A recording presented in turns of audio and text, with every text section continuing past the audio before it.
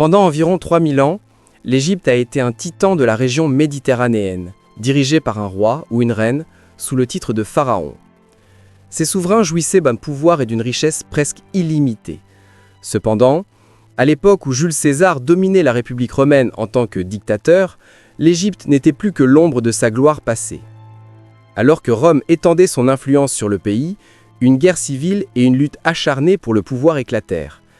Aidé par la pharaone Cléopâtre, un rival au trône romain conspira pour tout s'approprier, mais échoua, mettant fin de manière involontaire à l'indépendance de l'Égypte et au règne des pharaons pour toujours.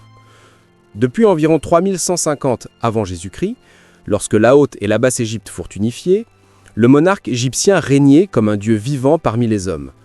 Il était le souverain incontesté, possédant les terres, collectant les impôts, édictant les lois, administrant les affaires internes et externes du pays et dirigeant l'armée égyptienne en temps de guerre. Le pharaon était perçu comme l'intermédiaire entre les dieux et le peuple.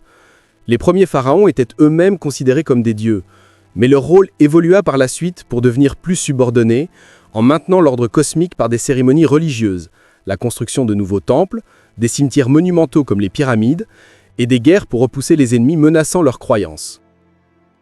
Le terme pharaon est utilisé pour définir la période allant de l'unification de l'Égypte jusqu'à la disparition de sa puissance au 1er siècle avant Jésus-Christ. Cependant, dans l'histoire, beaucoup de ces souverains se sont simplement appelés rois ou reines. Un total de 31 dynasties familiales ont régné sur l'Égypte pendant plus de 32 siècles, faisant de ce royaume l'un des plus anciens et les mieux conservés de l'histoire. Pendant cette période, son étoile a monté et chuté à plusieurs reprises, alors que des conquérants, allant de l'Empire perse aux Macédoniens sous Alexandre le Grand, prenaient possession de ces terres et limitaient le pouvoir absolu des pharaons, les reléguant à une position subalterne. Peu de pharaons sont aussi célèbres que Cléopâtre VII Philopator. Son notoriété est telle que son nom a été simplifié pour devenir simplement Cléopâtre. Mais son règne fut bien plus complexe. Elle gouverna pendant 12 ans, tandis que l'Égypte restait semi-autonome sous la domination romaine. Elle était célèbre pour sa beauté, ses diverses liaisons amoureuses et son rôle important dans la politique internationale dominée par les hommes. Alors que la République romaine s'étendait sous Jules César, Cléopâtre eut une liaison avec lui pour maintenir son pouvoir en tant que co-dirigeante de l'Égypte avec son frère, et elle donna naissance à un fils, surnommé Césarion. Après l'assassinat de César en 44 avant Jésus-Christ, Rome fut plongée dans une lutte frénétique pour le pouvoir et une alliance précaire de 3 hommes fut formée. Le fils adoptif et héritier désigné de César, Octavian, partagea le pouvoir dictatorial avec 2 autres hommes pour lutter contre les assassins, Marcus Lépide et Marc-Antoine. En 42 avant Jésus-Christ, leurs ennemis furent vaincus et la République fut divisée entre eux. Octavien gouvernait Rome, tandis qu'Antoine fut envoyé dans les provinces orientales, y compris l'Égypte, qu'il dirigeait avec Cléopâtre comme subordonné.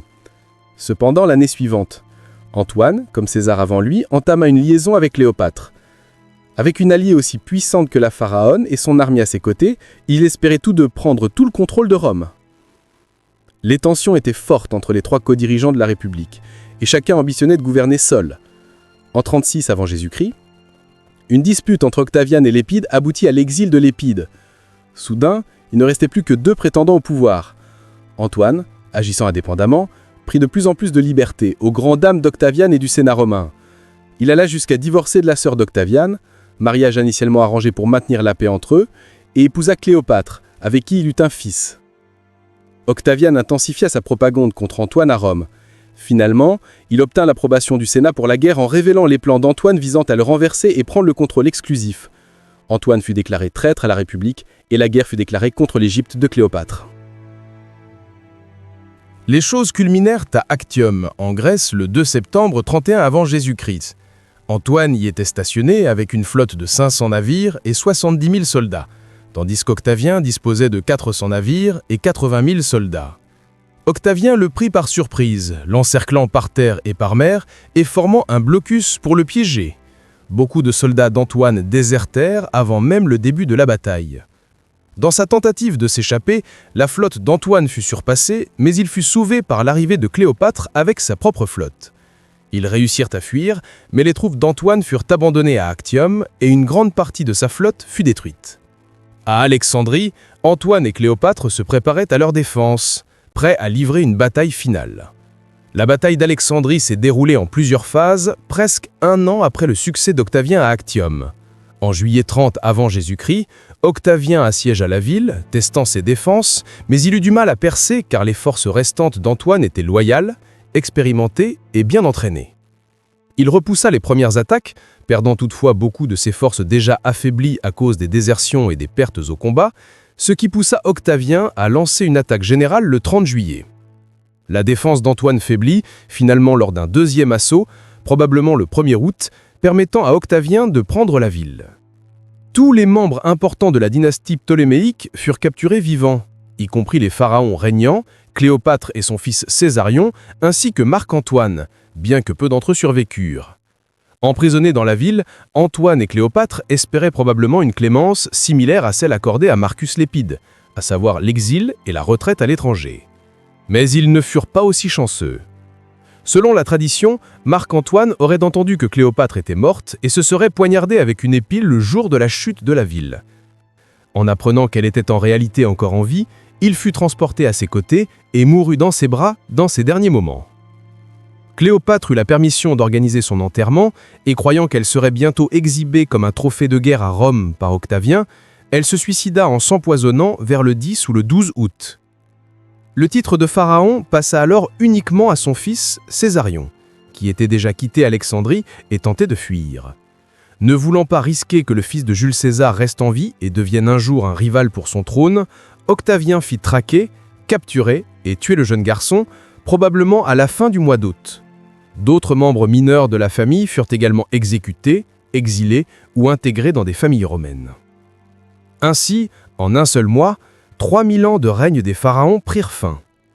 Après la capture d'Alexandrie, l'Égypte fut officiellement annexée à la République romaine. Auparavant, elle était un royaume client, gouvernant avec des pouvoirs réduits, mais après cette défaite écrasante, elle devint une province romaine, gouvernée par un préfet. Plus aucun rival ne se dressait sur le chemin d'Octavien, qui devint le seul maître incontesté de la République. Pour consolider son pouvoir, il déclara Rome un empire et prit les titres d'Auguste et de Princeps en 27 avant Jésus-Christ, signifiant respectivement l'illustre et premier sénateur. Dès lors, il ne fit plus aucun doute sur l'identité du dirigeant de Rome, et Octavien devint le premier empereur romain, connu sous le nom d'Auguste. Il mourut en 14 après Jésus-Christ, mais l'empire perdura pendant des siècles après lui. Lorsque l'empire occidental tomba en 476 après Jésus-Christ, l'empire restant à l'est, centré autour de Constantinople, continua de contrôler l'Égypte jusqu'en 641, date à laquelle elle fut conquise par le califat islamique des Rachidoun, mettant fin à 700 ans de domination romaine. Par la suite, divers empires et puissances régionales montèrent et tombèrent, prenant le contrôle de l'Égypte jusqu'au XXe siècle. Mais à ce moment-là, le monde était bien différent, les pharaons n'étaient plus qu'un lointain souvenir, et la tradition ne fut jamais reprise.